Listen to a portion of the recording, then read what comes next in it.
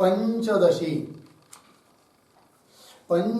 ग्रंथ में तृप्तिदीप प्रकरण, और इस तृप्तिदीप प्रकरण में आज श्लोक संख्या है 266।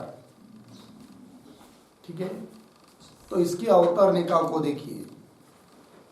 ननु तथापि समाधि फलम अनुभव संपादनीय इति आशंक्य तस्य मत स्वरूपत्वात् न संपाद्यते इति आह।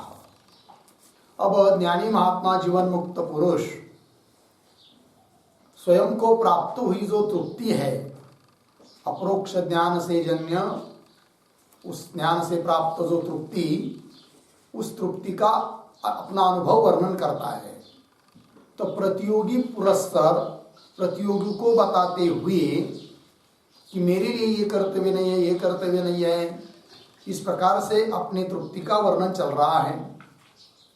तो जैसे इसके ऊपर बताया था कि मेरे लिए कोई विक्षेप भी नहीं है, अतः समाधि करने की जरूरत नहीं है, क्योंकि विक्षेप जैसा अंतःकरण का धर्म है, वैसा समाधि भी एक अंतःकरण का ही धर्म है, मन का ही धर्म है, और मन विकारी है, उसके साथ मेरा कोई संबंध नहीं है।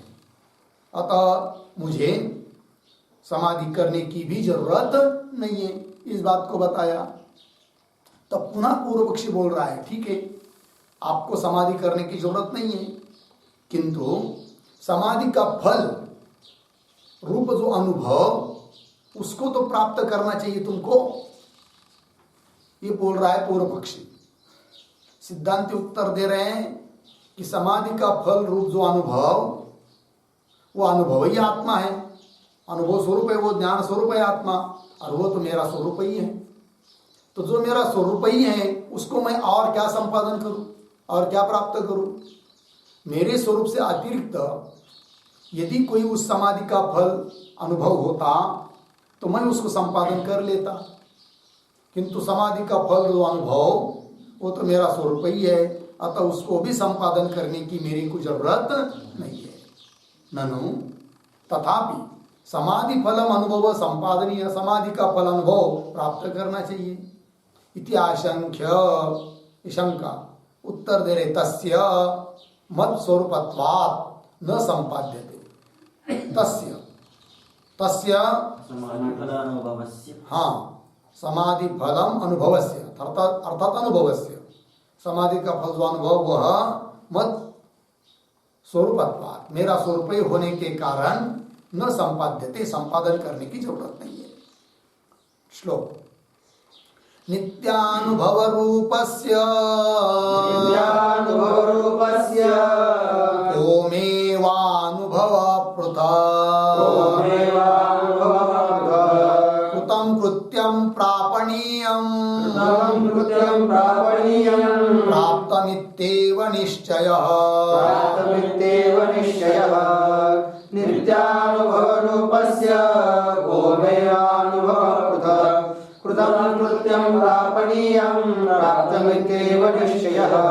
नित्यानुभव रूपस्य कः मे वा अनुभवः पृथक् कृतं कृत्यं प्रापणीयं प्राप्तम् इति एव निश्चयः। अन्वय नित्यानुभव रूपस्य मे कः वा अनुभवः पृथक्, कः वा अनुभवः पृथक्। नीचे कृत्यं कृतं प्रापणीयं प्राप्तम् इति एव निश्चयः। ठीक, अर्थ देखिए भाई। तो ज्ञानी महात्मा कहता है कि नित्यानुभव रूपस्य में, नित्यानुभव स्वरूप ऐसा जो मैं मम, मेरे लिए कह वा अनुभव पृथक, मेरे से अन्य और कोई कौन सा दूसरा अनुभव होगा जिसको मैं संपादन करूं? तो कोई अनुभव नहीं है। मैं कह वा अनुभव पृथक, फिर कैसा है मैं? तो कृत्यम कृतम, जो करना था वो सब कर लिया, प्रापणीयम प्राप्तम, जो भी मुझे पाना था, प्राप्त करना था, वो सब अब प्राप्त हो गया। इसके बाद अब मुझे न कोई कर्तव्य है न कोई प्राप्तव्य है। प्रापणीयम प्राप्तम इति एव निश्चय, यही मेरा निश्चय है। टीका नित्येति उपपादितम कृतकृत्यत्वम निगमयति कृतम कृत्यम इति। उपपादितम, उपपादितम करते कथितम, अभी तक जिसका कथन किया, श्लोक नंबर 253 से लेकर 266 तक कृतकृत्यता का निरूपण किया। तो उपपादितम कृतकृत्यत्वम, अब उसको निगमयति, उसका निगमन कर रहे, सूचयति, सूचित कर रहे कि यहाँ तक अभी जो कृतकृत्यता बताई उपसंहार कर रहे। देखिए उपपादितम कृतकृत्यत्वम निगमयति, उसकी पुनः सूचना दे रहे। कैसा मतलब द्योतित कर रहे, उल्लेख कर रहे उसका। कृत्यम कृतम प्रापणीयम प्राप्तम इति एव निश्चय, यही मेरा निश्चय है। हो गया जी। चलिए आगे। एवं सर्वत्र कर्तृत्व अनभ्युपगमे अनियत वृत्तित्वं प्रसज्जेत इति आशंक्य प्रारब्धवशात् प्राप्तम अनियत वृत्तित्वम अंगीकरोति। ठीक है, अब देखिए भाई, तो एवं सर्वत्र कर्तृत्व अनभ्युपगमे, पूर्व पक्षी बोल रहा है कि भाई अब कहीं पर भी कुछ कर्तव्य बाकी ही नहीं है, सब कुछ कर लिया, तो सर्वत्र कर्तृत्व अनभ्युपगमे, अनभ्युपगमे अस्वीकारे, अभ्युपगम कहते स्वीकार को, अनभ्युपगम अस्वीकारे, कहीं पर भी अब कर्तृत्व का स्वीकार यदि नहीं है तो एवं सर्वत्र कर्तृत्व अनभ्युपगमे, फिर क्या होगा? अनियत वृत्तित्व है कि अनियत वृत्ति हो जाएगी। वृत्तित्व मतलब व्यवहार, अनियत व्यवहार हो जाएगा, व्यवहार के लिए कोई नियम नहीं रहेगा, यानी कैसा भी रहेगा फिर तो अनियत वृत्तित्व प्रसज्जेत प्राप्त होगा। प्रसज्जेत इति आशंक्य, शंका हुई, उत्तर दे रहे प्रारब्धवशात् प्राप्तम अनियत वृत्तित्व अंगीकरोति। तो सिद्धांती कह रहे प्रारब्ध यदि वैसा होगा, कैसा? अनियत वृत्तित्व का, अनियत व्यवहार का, तो कोई बात नहीं, होने दो, उसमें क्या दिक्कत है? देखिए प्रारब्धवशात्, प्रारब्ध के निमित्त से प्राप्तम अनियत वृत्तित्व, यदि अनियत वृत्तित्व की प्राप्ति हो जाती है, अनियत व्यवहार की प्राप्ति हो जाती है प्रारब्ध के कारण, तो अंगीकार कर लेते, कोई बात नहीं, होने दो, क्योंकि प्रारब्ध वैसा है।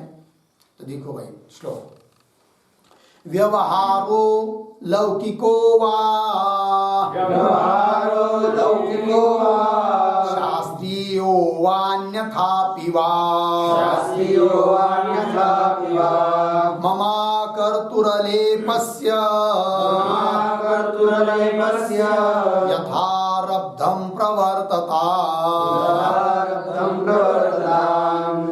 व्यवहारो लौकिको वा, शास्त्रीयो वान्यथापि वा, मम कर्तुरलेपस्य, यथारब्धं प्रवर्तताम्। व्यवहारः लौकिकः वा शास्त्रीयः वा अन्यथा अपि वा मम अकर्तुः अलेपस्य यथा आरब्धं प्रवर्तताम्। ठीक, अन्वय, लौकिकः वा शास्त्रीयः वा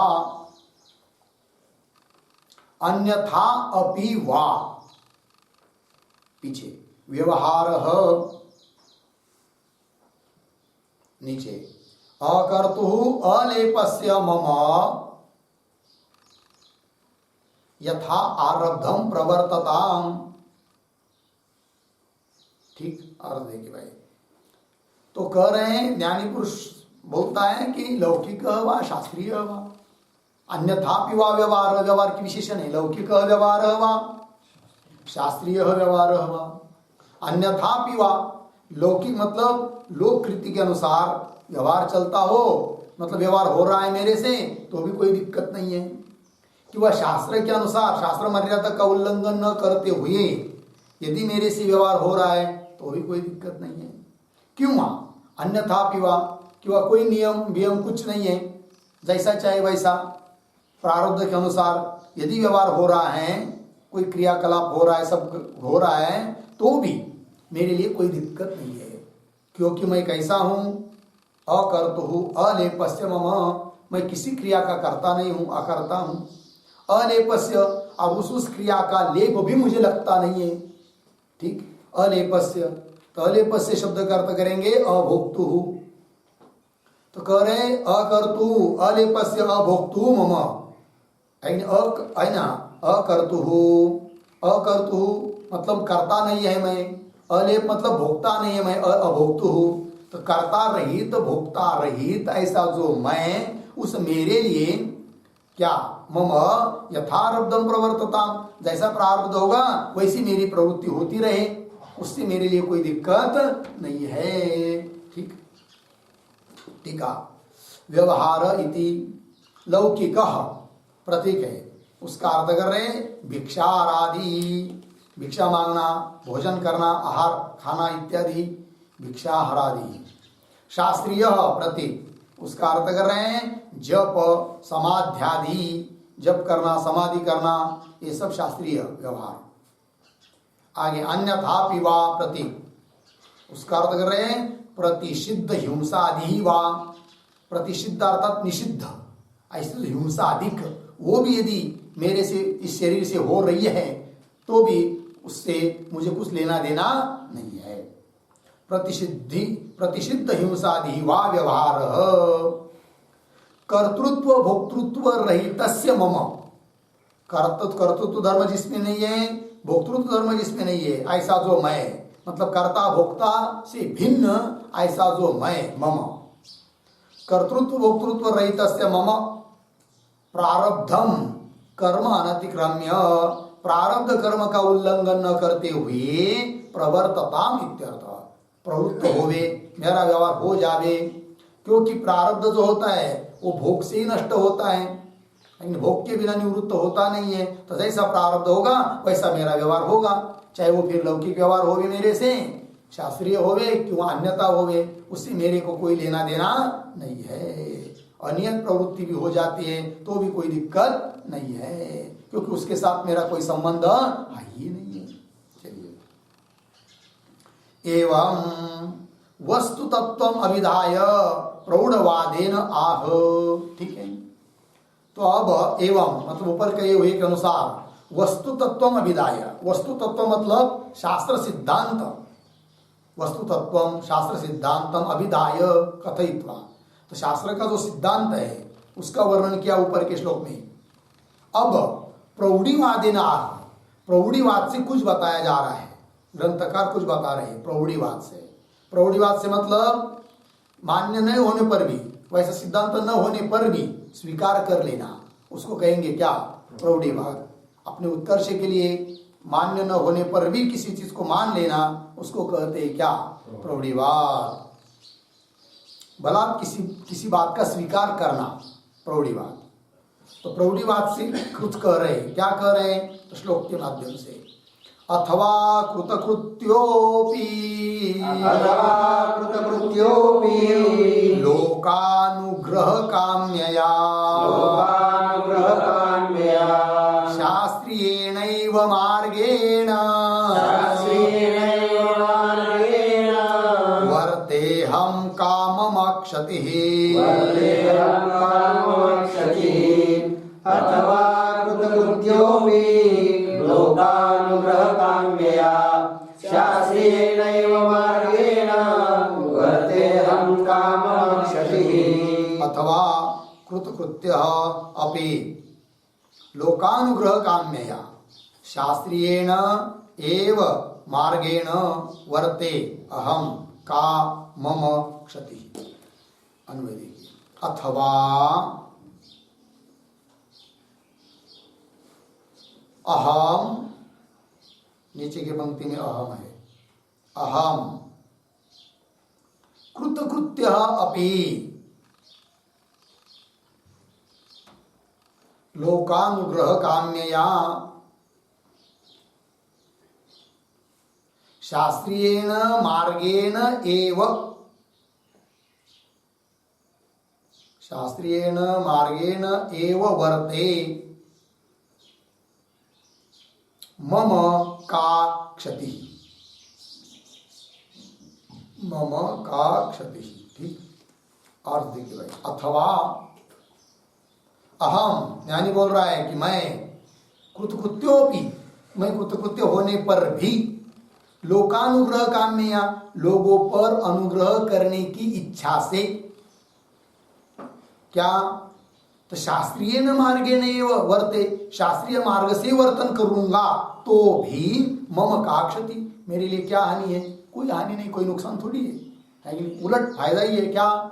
मेरे लिए कोई फायदा नहीं है, किंतु लोगों के पर अनुग्रह हो जाएगा।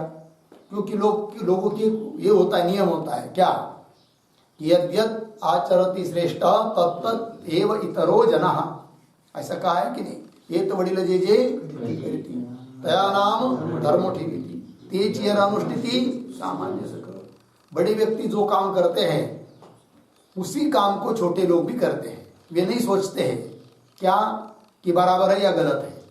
वो बड़ा व्यक्ति कर रहा है ना, जो शास्त्र जानता है ना, बड़ा मतलब शास्त्र जानने वाला, वो कर रहा है, पंडित जी कर रहे हैं, हमको करने में क्या दिक्कत है? तो वो भी फिर करने लग जाते हैं। पंडित ने व्रत किया है भाई, 7 दिन का व्रत किया है, नवरात्रि का व्रत किया है 9 दिन का, हमको भी करना चाहिए। उसका फल क्या है, करना चाहिए नहीं करना चाहिए, कुछ लोग सोचते नहीं है। उस प्रकार ज्ञानी समझता है कि मैं कृतकृत्य है तो भी लोगों पर अनुग्रह करने की इच्छा से शास्त्रीय मार्ग से यदि मैं वर्तन करूंगा तो भी मेरे लिए कोई क्षति नहीं है, हानि नहीं है। ठीक है, देखिए टीका। अथवेति लोकानुग्रह काम में या प्रतीक है, उसका अर्थ प्राणी अनुग्रह इच्छया इत्यर्थ। प्राणियों पर अनुग्रह, दया, कृपा करने की इच्छा से। ठीक है, ये उसका अर्थ कर दिया। तो शास्त्रीय मार्ग से भी मैं चलूंगा तो भी मेरे लिए कोई हानि नहीं, ये प्रौढ़ीवाद से बता दिया। आगे के श्लोक क्या उत्तर निकाल। शास्त्रीय एव मार्गे वर्तनांगीकारे तर्रे तत् अभिमान प्रयुक्त विकार स्यात् इति आशंक्य। पूर्व पक्षी शंका कर रहा है। तब देखो भाई, अभी तक बोल रहा था कि ऐसा होना चाहिए वैसा होना चाहिए, जब कह दिया कि नहीं प्रारब्ध के अनुसार जैसा होगा वैसा होगा, तो प्रौढ़ीवाद से फिर बता दिया ज्ञानी महात्मा ने मैं शास्त्रीय मार्ग से भी चलूंगा तो कोई हानि नहीं है। तो पुनः शंका कर रहा है कौन? पूर्व पक्षी।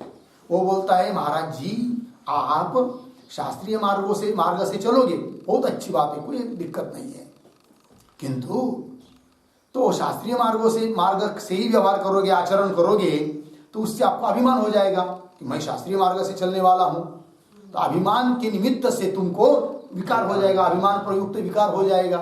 तो विकार हो जाएगा तो पुनः देह तादात्म्य आदि हो जाएगा, तो हानि होगी, तब क्या करोगे? ये प्रश्न तो उत्तर देंगे। पहले देखिए, शास्त्रीय एवं मार्गे प्रवर्तनांगीकार है, शास्त्रीय मार्ग से ही प्रवर्तना का अंगीकार करने पर, व्यवहार का आचरण का अंगीकार करने पर करोगे तो तर्हि तद अभिमान प्रयुक्त, तद अभिमान प्रयुक्त, तद शास्त्रीय मार्गानुसरण अभिमान प्रयुक्त, उससे अभिमान हो जाएगा, तो उस अभिमान से प्रयुक्त विकार स्यात्, विकार हो जाएगा। इति आशंक्य, ऐसी शंका करके उत्तर दे रहे। देवार्चन स्नान शौच भिक्षादौ वर्ततां वपुः तारं जपतु वाक् तद्वत् पठत्वां नायमस्तकम्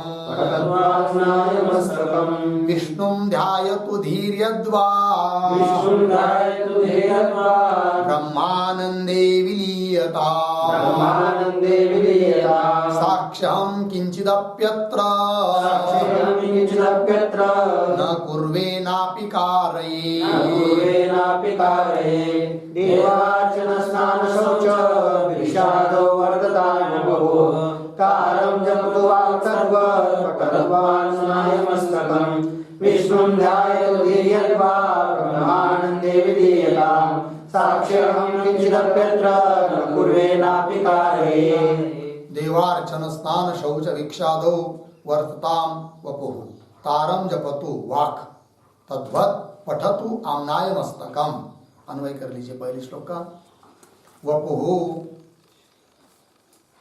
देवार्चन स्नान शौच भिक्षादौ वर्तताम। नीचे वाक् तारम जपतो तद्वत् आम्नाय मस्तकम पठतु। ठीक है, आगे देखिए, अर्थ देखिए कि वपु मतलब शरीर। ज्ञानी बोल रहा है कि मेरा शरीर यदि देव की पूजा करता है, देवार्चन, देव पूजा करता है, स्नान करता है, शौच करता है, शुद्धि आदि कर लेता है, शौच आदि करके, और भिक्षा कर लेता है, इत्यादियों में, इत्यादि व्यवहार में वर्तताम, चले, वर्तन करे, आचरण करे। इतना ही नहीं, वाक वाणी, तारम जपतु, तारम प्रणवम ओंकार, ओंकार का जप करती है वाणी तो करने दो। वाक तारम जपतु, क्यों?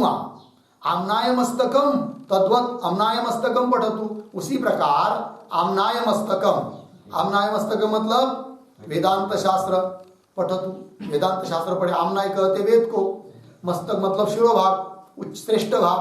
तो वेद का सबसे श्रेष्ठ भाग कौन सा है? वेदांत अर्थात उपनिषद, उपनिषद ब्रह्मसूत्र आदि सब वेदांत ग्रंथ लीजिए। फिर तो वाणी ओंकार का जप करें, क्यों? वहां वेदांत शास्त्र पढ़े तो भी सचमुच देखा जाए तो न मैं कुछ करता हूं न करवाता हूं, मैं तो सबसे अलिप्त हूं। ठीक, आगे के श्लोक को देखिए, अन्वय पदच्छेद पहले। विष्णु ध्यायतु धीहि यद्वा ब्रह्मानंदे विलीयताम साक्षी अहम किंचित अपि अत्र न पूर्वे न अपि कारये। अन्वय धीहि विष्णु ध्यायतु, देहे विष्णु ध्यायतु यद्वा ब्रह्मानंदे विलीयताम। ठीक, नीचे साक्षी अहम अत्र किंचित अपि न कुर्वे नापि कारये। ठीक, देखो भैया, धी नाम बुद्धि, विष्णु ध्यायतु, ज्ञानी बोल रहे हैं कि यदि मेरी बुद्धि विष्णु का ध्यान कर रही है, करने दो। यद्वा ब्रह्मानंदे विलीयताम, कि वह ब्रह्मानंद में विलीन हो जाती है तो विलीयताम, विलीन होने दो। मैं तो साक्षी हूं, साक्षी अहम अत्र, इन सभी क्रियाओं में किंचित अपि न कुर्वे, कुछ भी करता नहीं हूं, न अपि कार्ये, न करवाता हूं। करना स्वयं करना, और करवाना मतलब दूसरे से करवाना। तो मैं तो साक्षी हूं, न करता हूं न करवाता हूं, सबसे अलिप्त हूं। कौन बोल रहा है? ज्ञानी। देखिए अभी टीका, श्लोक को 2 हो गया ना। तारम, तारम का अर्थ कर दिया प्रणवम, प्रणव मतलब ओंकार, ओम। रामनाय मस्तकम, उसका अर्थ कर रहे हैं वेदांत शास्त्र। हो गया जी। चलिए आगे, फलितम आह, तो फलित क्या निकला बता रहे हैं। एवं च कलह कुत्र, एवं च कलह कुत्र संभवेत् कर्मिणो मम, संभवेत् कर्मिणो मम, विभिन्न विषयत्वेन, विभिन्न विषयत्वेन पूर्वापर समुद्रवत्, पूर्वापर समुद्रवत्। एवं च कलह कुत्र संभवेत् कर्मिणो मम, विभिन्न विषयत्वेन पूर्वापर समुद्रवत्। एवं च कलह कुत्र संभवेत् कर्मिणः मम, विभिन्न विषयत्वेन पूर्वापर समुद्रवत्। अन्वय एवं मम च, नहीं एक मिनट, एवं, एवं के बाद अंतिम का शब्द लीजिए। एवं पूर्वापर समुद्रवत्, पूर्वापर समुद्रवत् पीछे, विभिन्न विषयत्वेन मम च कर्मिणः कलह कुत्र संभवेत्। ठीक है। और देखिए भाई, एवं इस प्रकार पूर्वापर समुद्रवत, एक समुद्र है पूर्व में, एक है पश्चिम में, समझ लीजिए। तो दोनों का कोई विरोध हो सकता है क्या? कुछ नहीं, लेना देना नहीं है, एक इधर एक उधर है, अलग अलग है। तो पूर्वापर समुद्र की तरह मतलब अत्यंत विरुद्ध है, भिन्न भिन्न विषय है। किसका? ज्ञानी का और कर्मी का। ज्ञानी का विषय भिन्न है, कर्मी का विषय भिन्न है, इसीलिए दोनों का वाद विवाद होने का कोई संभव ही नहीं है। तो विभिन्न विषयत्वेन, भिन्न भिन्न विषय होने के कारण, तो मम अर्थात ज्ञानी न, मम शब्द से कौन लेंगे आप? ज्ञानी न, ज्ञानी बोल रहा है कि नहीं? तो मम मतलब ज्ञानी न, च और कर्मिण, कर्मिण मतलब स्वर्ग आदि के लिए यज्ञ आदि कर्म करने वाले लोग, कर्मिण। कलह पुत्र संभवित, कलह झगड़ा, विवाद, भांडन कहाँ होगा? अर्थात नहीं होगा। विवाद झगड़ा कब होता है? जब दोनों का विषय एक आ जाता है, इसका खेत उधर है, उसका खेत उधर है, दोनों के बीच में एक ही क्या है? बांध है, तब तो झगड़ा हो सकता है। वो कहता है ये पेड़ मेरा है, वो पेड़ तुम्हारा नहीं है, एक ही पेड़ बांध पर जो पेड़ होता है कि नहीं, उस पर झगड़ा हो सकता है। किंतु एक का खेत है केस तालुका में, तहसील में, और एक का है अंबाजोगाई तहसील में, दोनों का अलग अलग जगह खेत है, तो दोनों का झगड़ा होने का संभव है? नहीं है। तो वही कह रहे हैं, तो कलह कर्मिणः च, कलह पुत्र संभवित कैसा होगा? अर्थात नहीं होगा, क्योंकि दोनों का विषय भिन्न भिन्न है। चलिए, तो बोलेंगे भाई दोनों का विषय भिन्न भिन्न है, लेकिन बताओ ना ज्ञानी का विषय क्या है और कर्मी का विषय क्या है, तभी तो हमको समझ में आएगा कि दोनों का विषय भिन्न भिन्न है करके। तो बता रहे हैं आगे के श्लोक में, विभिन्न विषयत्वम एव स्पष्टयति। अब दोनों का विषय भिन्न भिन्न है, इसी बात का स्पष्टीकरण कर रहे ग्रंथकार। वपुर्वाग्धीषु निर्बन्धः कर्मिणो न तु साक्षिणी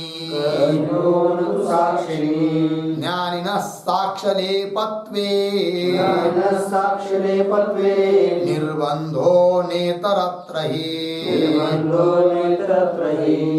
वपुर्वाग्धीषु निर्बन्धः कर्मिणो न तु साक्षिणी ज्ञानिनः साक्ष्यलेपत्वे निर्बन्धो नेतरत्र हि।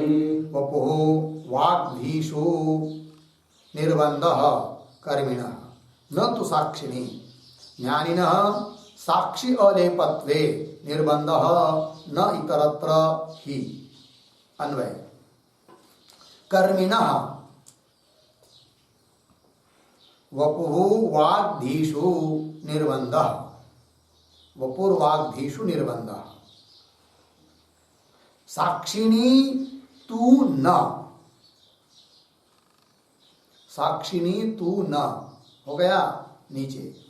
ज्ञानिनः साक्षी अलेपत्वे निर्बन्धः, साक्षी अलेपत्वे निर्बन्धः, इतरत्र न ही। अर्थ देखिए भाई, तो निर्बंध कहते हैं आग्रह पूर्वक निश्चय। तो किसका किसमें आग्रह है? तो देखिए, कर्मिणः कर्मी का, कर्म करने वाले पुरुष का आग्रह, आग्रह पूर्वक निश्चय किसमें होता है? वपु, शरीर में, वाणी में, बुद्धि में, कि मेरे शरीर में अब ये कर्म करना चाहिए, ये पढ़ना चाहिए, ऐसा मंत्र बोलना चाहिए। तो शरीर वाणी बुद्धि में निर्बंध है किसका? कर्मी का। तो कर्मिणः वपु वाग्धीषु निर्बंध, साक्षिणी तू न, साक्षी के बारे में उसको कोई लेना देना नहीं है। किसको? कर्मी को, है कि नहीं? तो कर्मी का विषय समझ में आया। फिर तो उसका निर्बंध किधर है? वाक, वपु और बुद्धि इत्यादियों में, मन इत्यादियों में, इंद्रिय इत्यादियों में निर्बंध है, आग्रह है। और ज्ञानी का किसमें निर्बंध है भाई? तो वह करे ज्ञानी न साक्षी अलेपत्वे, बस ज्ञानी का एक ही विषय है कि साक्षी में कोई संबंध नहीं होना चाहिए, साक्षी अलेप है, निर्लेप है, इसमें आग्रह है। किसका? ज्ञानी का। तो साक्षी को ज्ञानी को कर्म के साथ और शरीर आदि के साथ कोई लेना देना नहीं है। तो साक्षी विषय है किसका? ज्ञानी का। और कर्म विषय है किसका? कर्मी का। दोनों का विषय भिन्न भिन्न हुआ। तो वही तो ज्ञानी न साक्षी अलेपत्वे निर्बंध इतरत्र न इतरत्र शरीरादौ न निर्बंध वपु वाक् धी इत्यादियों में इतरत्र निर्बंध नहीं है। किसका? ज्ञानी का। तो दोनों का विषय भिन्न भिन्न हुआ कि नहीं? चलिए, दोनों का विषय जब भिन्न रहता है तो विवाद होने का संभव नहीं रहता है। एक को व्रत है और एक रोटी खा रहा है, एक रोटी खा रहा है, एक साबुदाना खा रहा है, तो कोई विवाद होगा क्या? नहीं, मेरे को इतना चाहिए, मेरे को उतना चाहिए। हाँ, दोनों भी रोटी खाने वाले हो, दोनों को भूख बहुत हो और रोटी दो ही हो या तीन ही हो, तो उसमें झगड़ा हो सकता है कि मेरे को दो दे दो, तुम एक ले लो, है कि नहीं? या समान कर लो या कुछ भी हो, वाद विवाद हो सकता है दोनों का विषय एक होने पर। क्योंकि एक रोटी खाने वाला है, एक साबू खाने वाला है व्रत होने के कारण, तो विवाद का कोई विषय नहीं होता है। उस प्रकार हो गया इतना। आगे चलिए, आगे के श्लोक क्या उतरने का। अथापि यौ ज्ञानी कर्मिणौ कलहं कुर्वाते तौ विद्वद्भिः परिहसनीयौ इति आह। ठीक है। अथापि का अर्थ क्या होगा बरं? अथापि मतलब शाबाश।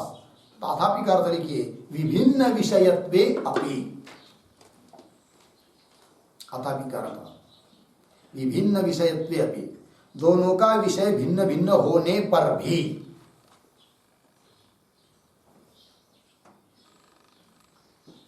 हो गया। देखिए आगे, अथापि यौ ज्ञानी कर्मी, जो ज्ञानी और कर्मी दो लोग कलह पूर्वाते कलह करते हैं, है कि नहीं? दोनों के यद्यपि विषय भिन्न भिन्न है तो भी क्या कर रहे हैं? झगड़ा कर रहे हैं, कलह पूर्वाते। तो वे दोनों विद्वत भी परिहासनीय, विद्वानों के द्वारा वो परिहासनीय है कि नहीं? हास्य के योग्य है कि नहीं? परिहासनीय इत्याह। चलिए, एवं चान्योन्य वृत्तान्ता न भिज्ञौ बधिराविव विवदेतां बुद्धिमन्तो हसन्तेव विलोक्यतौ। एवं चान्योन्य वृत्तान्ता न भिज्ञौ बधिराविव विवदेतां बुद्धिमन्तो हसन्तेव विलोक्यतौ। एवं च अन्योन्य वृत्तान्त अनभिज्ञौ बधिरौ इव विवदेतां बुद्धिमन्तः हसन्ति एव विलोक्यतौ। अन्वय, एवं च अन्योन्य वृत्तान्त अनभिज्ञौ बधिरौ इव विवदेतां तौ विलोक्य बुद्धिमन्तः हसन्ति एव। तौ विलोक्य बुद्धिमन्तः हसन्ति एव। अर्थ देखिए, एवं इस प्रकार अन्योन्य वृत्तांत, वृत्तांत मतलब समाचार, वार्ता, शब्द, अनभिज्ञ, एक दूसरे के शब्दों को समझ नहीं रहे हैं, एक दूसरे की वार्ता को, एक दूसरे के सिद्धांतों को समझ नहीं रहे। अनभिज्ञ, अभिज्ञ मतलब जानना, अनभिज्ञ मतलब समझ नहीं रहे। कर्मी न ज्ञानी के सिद्धांतों को समझ रहा है, ज्ञानी न कर्मी के सिद्धांतों को समझ रहा है, वार्ता को समझ रहा है, शब्दों को समझ रहा है। एवं च अन्योन्य वृत्तांत अनभिज्ञौ बधिरौ इव, बधिरौ दो बहिरे व्यक्ति की तरह। विवादेता, विवाद करते हैं, दो बहिरे व्यक्ति जैसे विवाद करते हैं, क्योंकि एक दूसरे के बात को समझते नहीं है। विवादेता तो विलोक्य, ऐसे उन दोनों को देखकर बुद्धिमंत हसन्ति एव। बुद्धिमंत न मतलब ज्ञानी न, तत्ववेत्ते लोग हंसी उड़ाते उनकी। अरे रे क्या बच्चों की तरह झगड़ा कर रहे, छोड़ो जाने। इस प्रकार हंसी कर देते हैं। किसकी तरह? बुधिरऊ इव, दो बहरे व्यक्ति की तरह। जरा बंद पड़ लगा, बधिरऊ इव, तो दो बहरे व्यक्ति समझ लीजिए, है कि नहीं? ये कह रहा है चलो समय हो गया, चाय पीने को जाएंगे, है कि नहीं? दूसरा कहता है मैं कह रहा हूं ना तुमको चाय पीने के लिए चलना है करके, मानते नहीं हो। अरे भाई चलो ना चाय पियेंगे थोड़ा सा, तुम पागल हो, मैं बार बार कहता हूं चाय पीने के लिए जाएंगे, अभी दूसरा काम छोड़ देंगे, तुम नहीं मानते हो, दोनों को विवाद शुरू हुआ, है कि नहीं?